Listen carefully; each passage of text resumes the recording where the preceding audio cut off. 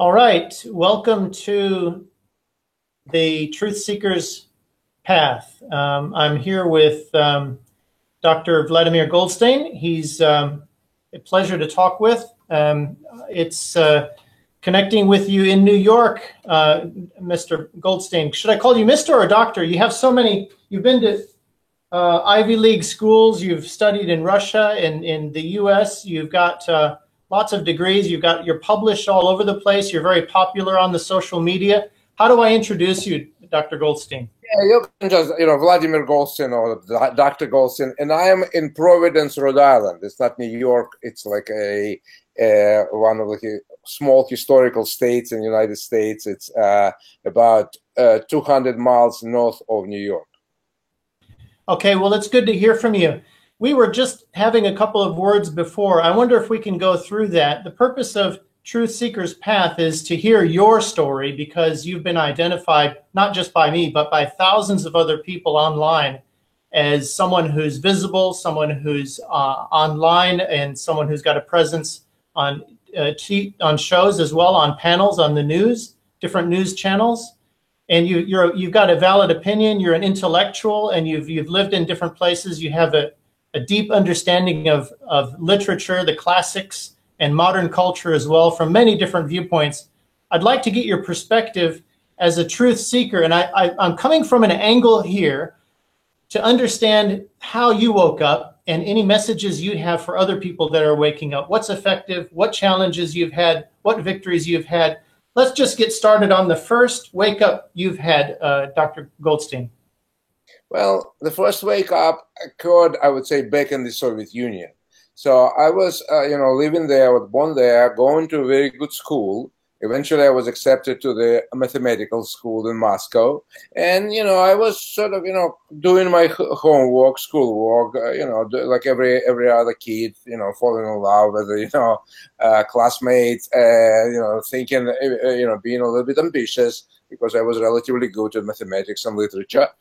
And then when I sort of, I applied to a very prestigious college in Moscow called FISTEC, Physical Technical Institute, which is more or less equivalent of MIT or Caltech, which was at my time was geared primarily for defense industry and rockets and, very high top secret sort of physics explorations and so on. I wasn't accepted. The exams, I did my best, but, the questions, they had oral exams and written exams, and questions on the oral exams were unbelievably difficult. Somebody told me these are the questions which would use at the International Olympics, so I couldn't get, good grades to get it. I was a little bit upset, and then I sort of end up applying to another college, which is, second tier. I got in, but a lot of kids from my class did get into these top-notch colleges. And then I began to explore and read and talk to people, and they say, Vladimir, you were very naive. The situation, the reality of the Soviet Union in the 70s, it was relative official anti-Semitism. So the Jews were not allowed to sort of get into top-notch colleges, all the work sort of with defense, all the work with secrets. For an explanation was, at least, semi-official explanation is that what's the point of giving you all this great education when you might end up going to Israel? But the question, immigrating to Israel, but then it becomes the question of, a horse and a carriage. After a lot of people cannot get anywhere, they get angry and they want to immigrate. So it becomes, and then, I all of a sudden, the things which I got from school, from my, textbooks, from newspapers, is the Soviet Union is a place where all the roads are open to you, where all the people are welcome. And all of a sudden, I have this rude awakening that they're there now. So I got sort of somewhat skeptical, and then I began to read it, and I began to listen to things like, Voice of America, and all this other sort of information. And all of a sudden, I realized that there is another dimension to the Soviet experience, something which we're not taught at my time, in the Soviet time, from absolute kind of abusive, really mean-spirited way of sort of Bolsheviks mistreated their enemies. To Stalin Gulag. And at that time, that was people were reading. It was all this intelligentsia in Russia were reading all these books, So all of a sudden, I see almost like two realities. One is official reality, another one is unofficial reality, which you read, what you explore. And I took to that with abandon. I read a lot, all of a sudden you see, and I almost like, where everything was white before, it began to appear to me everything is very black. So I was so kind of unhappy about all this, what I read about, millions of people arrested and so on. I say, I don't want to live here. I want to emigrate. So luckily for me, I managed my family sort of applied and we emigrated. And I came to the United States in 1979, and I was accepted to Columbia University, which was very good. I got very good education there. I studied philosophy. And then I went and got my PhD at Yale in Russian literature. And, more or less, while doing all this stuff, I began, of course, my PhD was in Russian literature. And, of course, I'm reading a lot of Russian history. Now I'm reading Western sources, and I can compare to Russia. And then I began to realize that situation which I had, first only white, then only black.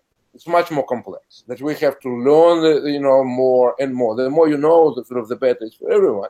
So I realized that at certain moments, I can understand what the Soviets were doing. At certain moments, I see that here they lied, here they kill. But, the historical kind of reality is much more complex than any side suggests. So that was also kind of an awakening for me, that don't take any side for granted. You have to sort of go to the sources, talk to the sort of eyewitnesses, explore things from all kind of, sides. So I was already prepared by that, both my Soviet experience and by my academic education, sort of to be somewhat skeptical. But, I was doing pretty well, sort of in terms of my academic career. And I sort of thought that America, at least, I didn't know much about sort of, say, foreign adventures of United States. I did read it. I was more interested in sort of Russian 19th, 20th century than what's going on. So I was like many millions of others. I thought what New York Times, BBC, CNN tells us on TV, it's true. That it's only Soviets who lie. It's only Pravda that lies. But not CNN, not. And then, all of a sudden, I have so many friends from Serbia, from former Yugoslavia, from Russia who work there. And then, during Clinton years in the 90s, we all of a sudden start seeing total demonizing of Serbia, all the stories about their atrocities. And I know that this is not true. And the more I read official press, the more I recognize Soviet press at my time when they would be maligning, this or that, how they would justify their kind of invasion of Czechoslovakia. So I recognize the pattern. And it got me very angry. It got me very angry because I thought, I left this country, Soviet Union, which abused the truth. I came to the country which I hope respects the truth, and I see it doesn't. And this is not the idea. I want this country to sort of prosper. America. I have my kind of family, children. I don't want them to go through the same kind of lies which I went back in the Soviet Union. So and that really got me angry. And I remember during this Yugoslav period at Yale, we organized the panels. We try to write letters to New York Times, New Republic, whatever, saying the picture which we are getting is wrong. This is much more complex. It's not like just Serbs are getting this innocent, Bosnians or Albanians and do this. It's much more complex. We don't get the truth. We don't get what it is. And what got me really upset, and I would say disappointment, that these letters, these complaints didn't get any traction. None of them were published. People around me, whenever we try to raise this issue, would say, Vladimir, I don't know where you're getting this information. This is all nonsense. This is, we read New York Times and it tells us how it is. So it was very frustrating. And honestly, I felt kind of disappointment, and I felt kind of depressed, I would say. And I decided, okay, it didn't work out. My kind of attempts to awake other people, I better go back to, academia and, write my, study Tolstoy and Dostoevsky. There I can say what I believe, and other people share with them my thoughts. And I kind of try to ignore foreign policy. But then, lo and behold, we're moving to 2014, and all of a sudden I see these events in Ukraine and the way it's presented and the way it's sort of being told in the West. And I have tons of friends in Ukraine. I travel through Ukraine. I, know all these areas and know sort of all the complexities of the situation. And once again, I see this, that we are being told a sort of, a story which has nothing to do with reality. Nothing to do with reality. Maybe just little semblances of reality, but it's not. But it's like a betrayal of truth. And luckily for me, this is already 2014. 21st century. We have all this technology. We have internet. We have Facebook. And I began sort of to write basically what I think, what I know, and immediately on Facebook, I began to have friends from Ukraine, whatever, write to me and say, we're afraid to say that, but what you're saying is absolutely true. That's exactly what's going on with us. We're being bullied, we're being scared, we're being silenced, we're being harassed, and so on. And then, of course, the violence in Ukraine escalated, and we have the war with Donbass, and we have outrage in Odessa, where about 60 people were burned down. And again, the Western press totally ignores it.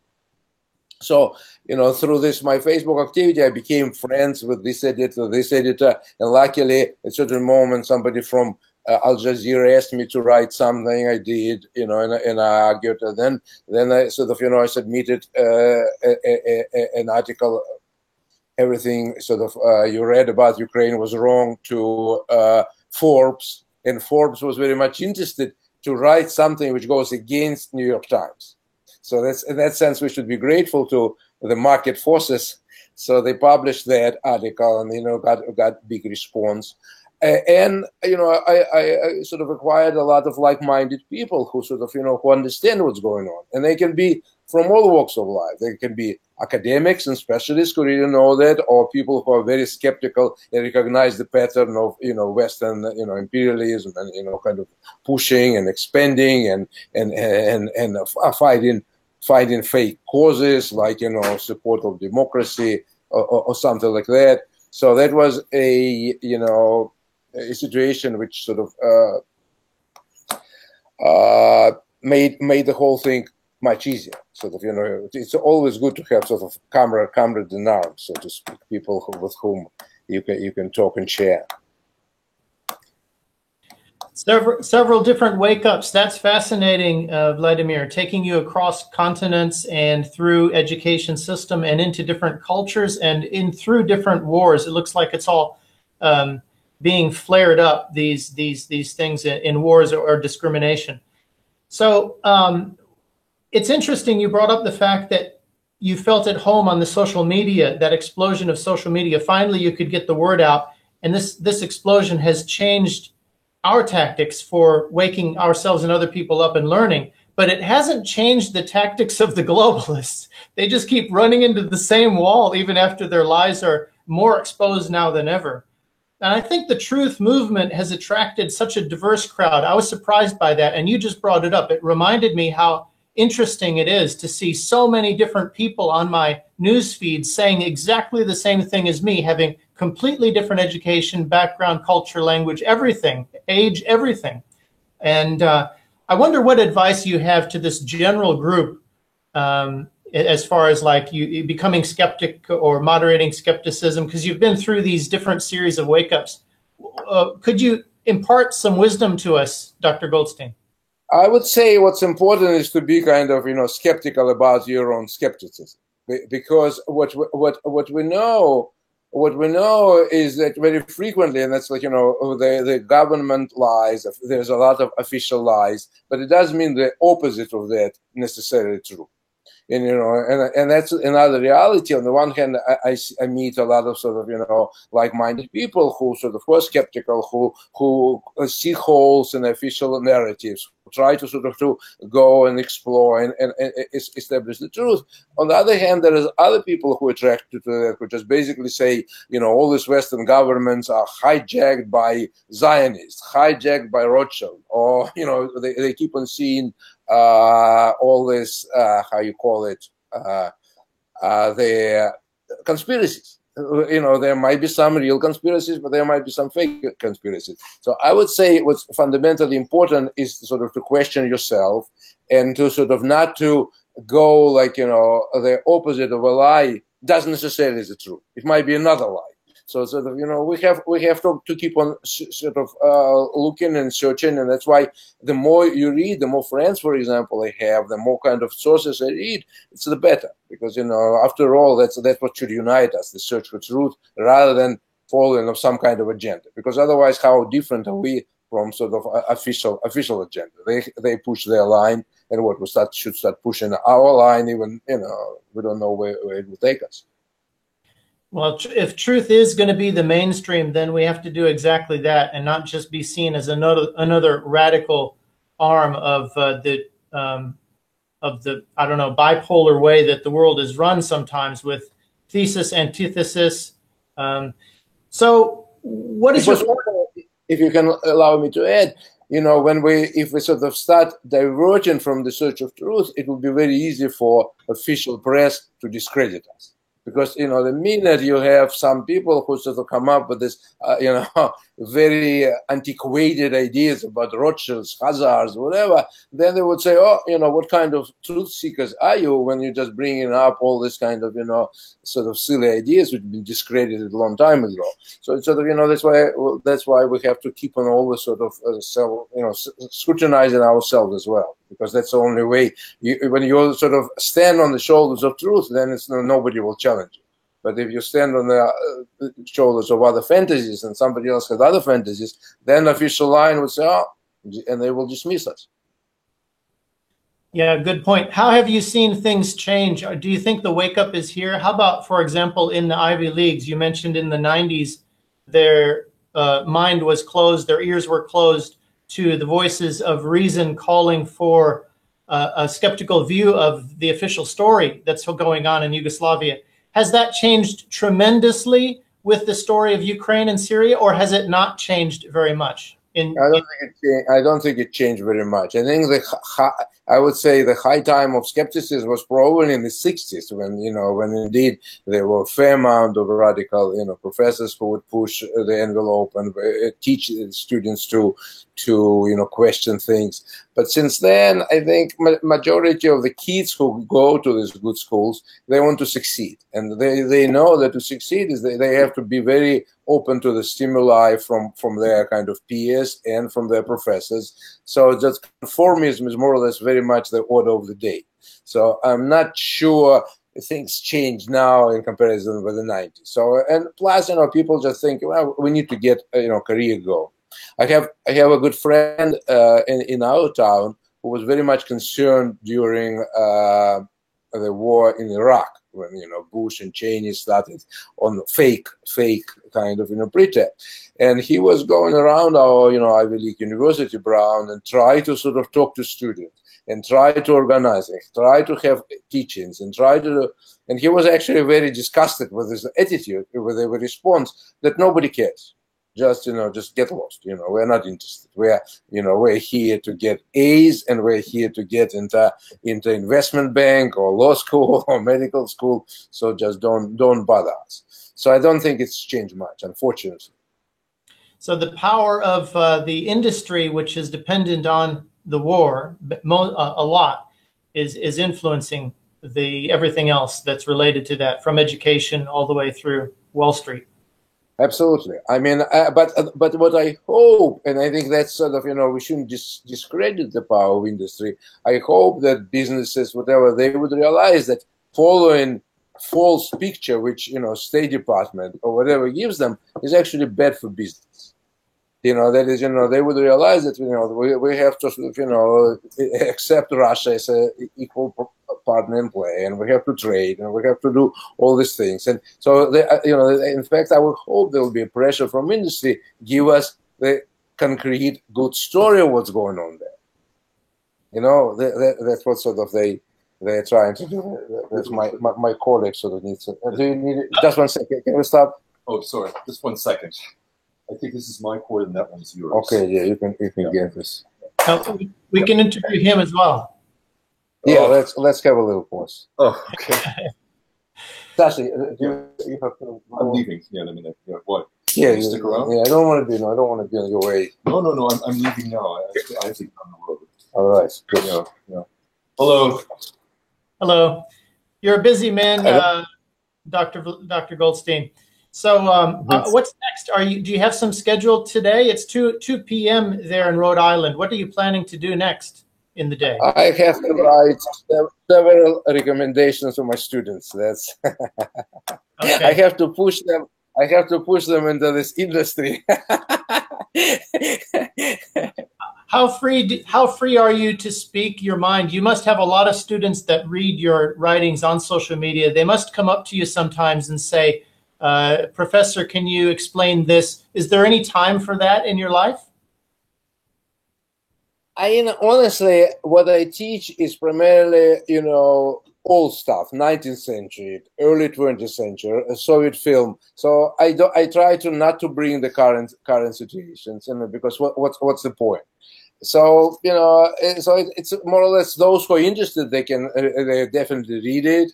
Some agree, some would tell me we agree, but we don't want to write anything because we're afraid. I've heard it on a number of occasions. They read everything you write, but they're even afraid to put a liking because they think it might be detrimental. Luckily for me, and that's important again to stress, it's a good I think feature of American academy that professors who work long enough, they have tenure. And tenure is basically some kind of a stability, and that was the institution to give you, to protect your freedom of speech. So if you want to teach something not very popular or controversial or challenging to the dogma, if you do it seriously and academically, you should do it and not to be a subject of pressure from everyone. So that's what I have, and I think I'm very grateful. Well, you've done a lot of academic writing, and you've made it freely available to your list on social media. And I've used some of your quotes in articles, and I've obviously attributed that to you and given links backwards to your sites.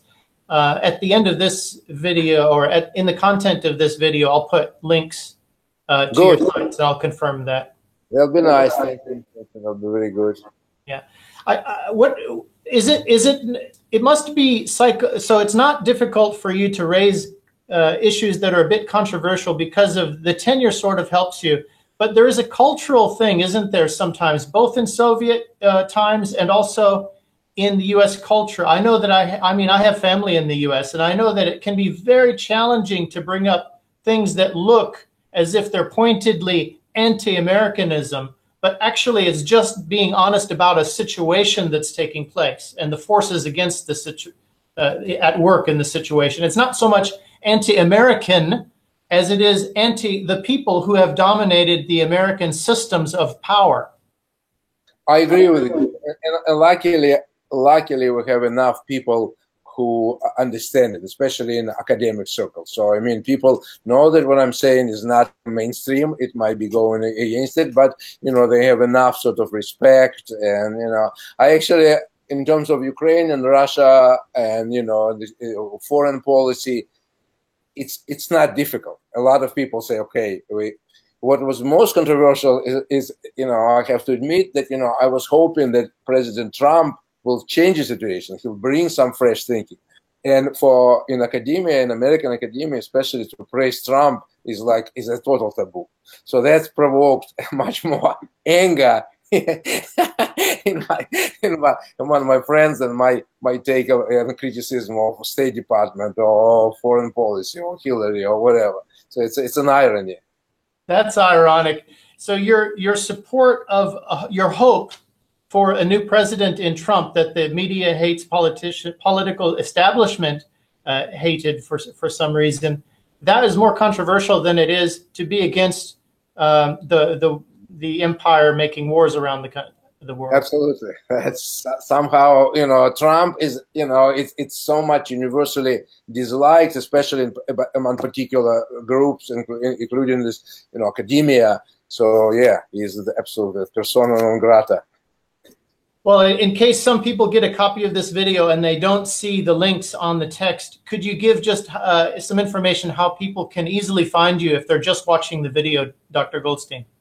Well, they can, of course, Google my name, and I put a lot of my academic writing and even political on academia.net or academia.com. This is a very good sort of not search engine. I think it's sort of a website where academics more or less can put and share their work. So just Google academia.com and Vladimir Golstin, and you can read practically everything I wrote, and I even posted their links to some TV shows and interviews and things of that nature. Okay, well, that's an easy way to find you. Thanks, Vladimir, for sharing this time. It's inspiring and enlightening for us to see your perspective. Thank you very much, and I hope it will sort of help others sort of to deal with themselves and with the world, because who wants to live with lies? That's not good. It's not good to anyone. Very well said. All right. Thank you very much, Dave. Enjoy talking to you. Have a good day. Bye-bye. Thank you.